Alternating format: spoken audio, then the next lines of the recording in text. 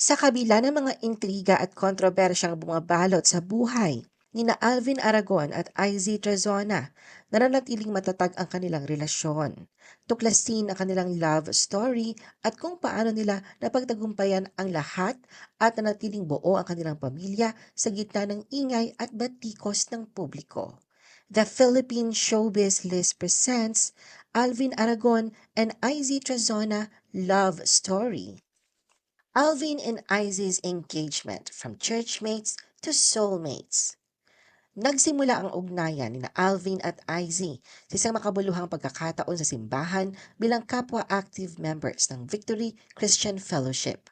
Mula sa simpleng pagkakaibigang pinagbuklod ng pananampalataya, dahan-dahang nahubog ang kanilang pagmamahalan sa pamamagitan ng panalangin, paggalang at personal na pagbabago sa espiritual na aspeto ng kanilang buhay. Noong March 2011 na magpahayag si Alvin na hangaring pakasalan si Izzy at pagsapit ng April ay formal siyang nagpakilala at nanligaw sa pamilya ni Izzy.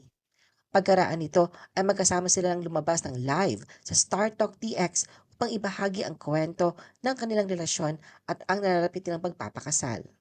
Ayon sa kwento ni Izzy, hiniling ni Alvin na maging magkasintahan sila ngunit naglaan muna siya ng panahon upang ipagdasal ang desisyon bago tuluyang sinagot si Alvin.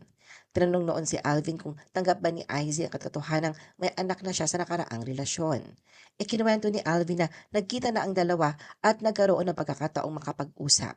Bagamat hindi pa niya personal na nakakausap ang kanyang anak tungkol sa planong kasal, ipinaabot ng kamag-anak ng bata sa pamamagitan ng mensahe na alam na nito ang sitwasyon at bukas silang magkita. Nasa pangangalaga ng ina at tiyahin ang bata at ayon kay Alvin ay mayroon na ring sariling buhay at bagong karelasyon ang dating partner niya. Plano ni na Alvin at Izzy na magpakasal pagsapit ng 2012 dahil marami pa silang kailangang ihanda. Sa kabila nito, binalak rin nilang ipagpatuloy ang kanilang karera sa showbiz. Itinigil na ni Izzy ang pagsasayaw, ngunit ipinahayag niyang patuloy niyang nararamdaman ang biyaya sa kanyang buhay kaya nanatili siyang masaya at kontento.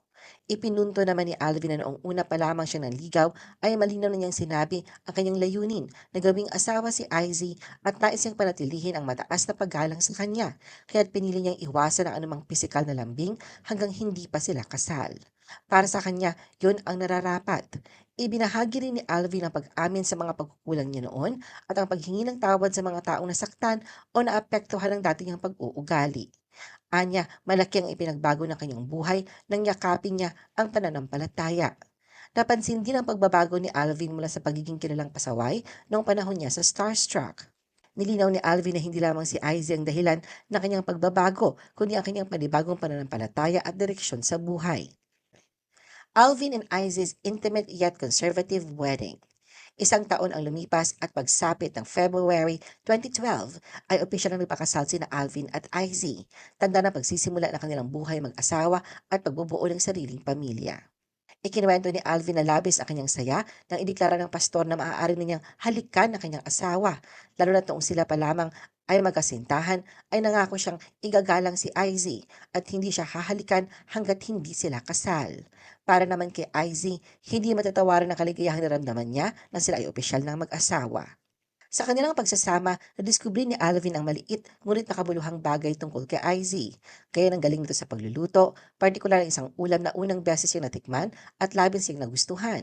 Pareho na silang may anak mula sa naunang relasyon. Si Alvin ay may anak na babae na si Athena, habang si Izzy naman ay may anak na lalaking si Andre mula sa dati niyang karelasyon na si Michael Navarro. Hindi man nakadalo si Athena sa kasal, present naman si Andre, na matagal nang kilala si Alvin at dati pa itong tinatawag na kuya bago pa man sila maging magkasintahan ng kanyang ina. Kalaunan ay itinuring na rin niya itong ama. Dumalo rin sa kanilang kasal ang ilan sa dating kasamahan ni Izzy sa Sex Bomb Girls. Pagkatapos ng selebrasyon ay agad din sila nagbalik sa kanilang gawain, lalo na si Alvin na nagpatuloy sa kanyang karera sa showbiz habang sabay nilang hinaharap ang bagong yugto ng kanilang buhay bilang mag-asawa. Alvin and Izzy in the midst of controversy and public scrutiny. Ang muling pag-ingay ng pangalan ni Alvin ngayong 2026 ay naugat sa magkasunod na interview sa broadcast at online platforms. Sa isang interview, nagpahayag si Alvin ng kritisismo sa ilang aspeto ng imahe ng Sex Bomb Girls. Agad itong umali na matitinding reaksyon mula sa publiko at mga personalidad sa showbiz na dumepensa sa grupo bilang mahalagang bahagi ng pop culture at bilang space of professional artistry. Inilahad din niya ang kanyang mahigpit na theological views tungkol sa homosexuality at gender, kalakip ang mga babala hinggil sa kaparusahan ayon sa kanyang interpretasyon ng Bible.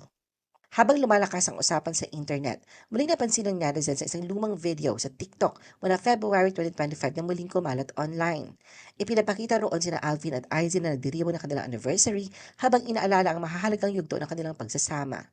Isa sa mga nabanggit nilang alaala ay noong kasagsagan ng pandemic noong 2020 na magpositibo si Izzy sa COVID habang buntis sa kanilang ikatlong anak na babae. Naalala ni Alvin na noong ipakita sa kanya ang pregnancy test ay nagkaroon siya ng pagdududa kung siya nga ang ama, lalo na't madalas noon ay nasa hotel si Izzy dahil sa trabaho. Ikinuwento niya sa gitna ng pag-aalinlangan ay kumapit siya sa pananampalataya at naghanap ng linaw sa panalangin. Naniniwalang kung may nagawang mali ang asawa ay mahahalata niya ito. Sa panig naman ni Izzy, nanatili siyang kalmado at piniling bigyan siya ng panahon upang maproseso ang kanyang damdamin. Nawalan lamang ng duda si Alvin nang ipanganak ang sanggol at makita ang pagkakahawig nito sa kanya. Na sa muling paglitaw ng video ay lalo pang dumagsa ang puna laban kay Alvin. Sa kabila nito, sinabi ni Alvin handa siyang akuin ang sentro ng batikos kung makapagpapagaan yun sa sitwasyon ng kanyang asawa. Ibinahagi rin niyang naisip niyang magsampa ng kaso laban sa mga nambabatikos, ngunit hindi ito sinang-ayunan ni Izzy. Izzy and Alvin remain strong in faith amid social media storm. Aminado si Izzy na ang pagtitiwala sa kabutihan ng Diyos ang sandigan ng kanilang pamilya sa pagharap sa kontrobersyang kasalukuyang bumabalot sa kanila. Mainit na pinag-uusapan online ang mga pahayag ng kanyang mister na si Alvin na kaugnay ng malalim nitong paniniwala sa mga salita ng Diyos, kabilang na ang mariing pagtutol niya sa pagiging bahagi ni Izzy sa Sex Bomb Girls at puna kay Sofia. Sa gitna ng sitwasyon, nagbahagi si Izzy sa Facebook ng kanilang family picture, ngunit wala si Sofia sa litrato. Bagamat hindi niya direktang tinukoy ang isyu na kinasasangkutan ng kanyang mister, ipinaabot ni Izzy na hindi sila kayang guluhin ng mga kontrobersya dahil naniniwala at kumakapit sila sa Diyos. Ayon sa kanya, batid niya na hindi perpekto ang kanilang pamilya at taliwas ito sa iniisip ng iba. Anya, it's not easy for the whole family but gumigising everyday by the strength that God gives. By grace na hindi naman namin deserve but patuloy na kumakapit sa mga pangako ng Diyos, we are not perfect. Ano ang masasabi mo sa video na ito? Mag-like o mag-react at huwag mahiyang mag-comment. For our YouTube viewers, huwag kalimutan mag-subscribe at i-hit ang notification button. At para sa aming Facebook viewers, mag-like at follow sa aming Facebook page para updated ka sa mga showbiz chika. Thanks for watching!